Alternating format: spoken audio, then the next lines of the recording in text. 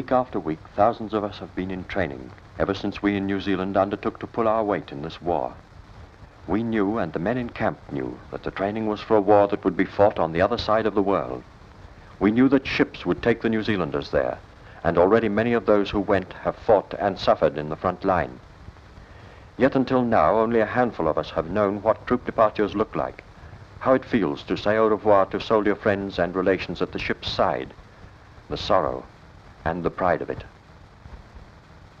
Just a few months ago, these men were working alongside of us in shops, factories, cowsheds, and offices, good workers and good friends. We might be talking to a man in the tram or in the pub one day and find him in uniform the next week. Or we might be Anzacs ourselves. This is a war with everyone in it, women too. It is just a matter of taking our turn. In a few weeks or a few months, we may be on the inside, trained, skilled, and proud of it. So we look on at what might be ourselves. It's not just another army marching past, but our army. They weren't used to marching in step then, but if marching had been a useful job in civil life, they would have done it. If it's milking, they can milk.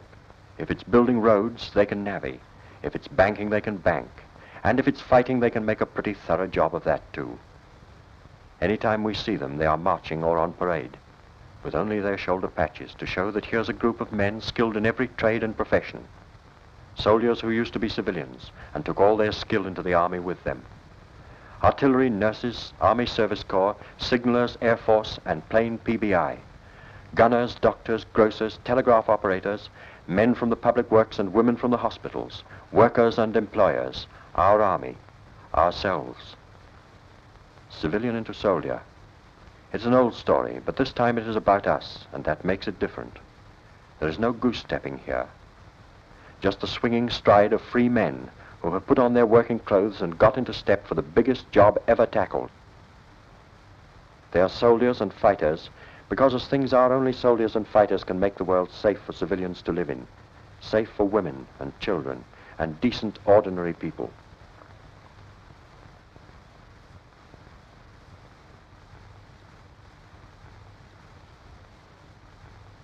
Poor deluded country lads, Hitler called them, though no army in all history has known better what it was up against or what it was fighting for. They helped to make this country the way it is, happy, prosperous, free. Country lads and town lads, they have gone right across the world to help those who feel like us to be free and happy too.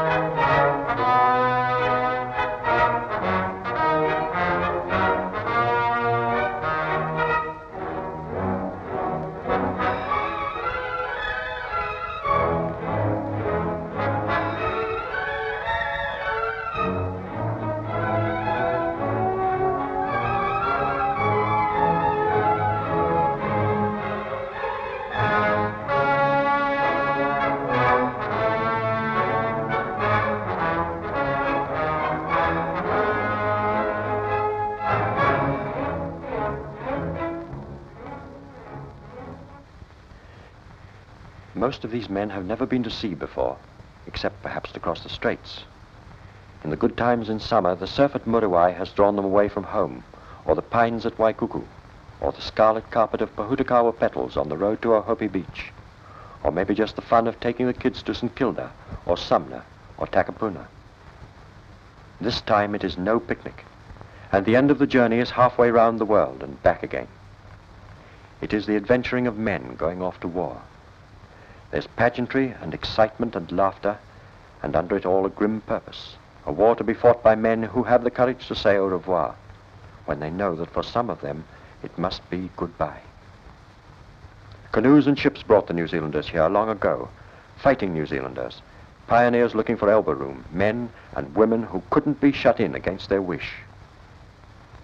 We still feel the same way, though we cannot all stay here and remain free.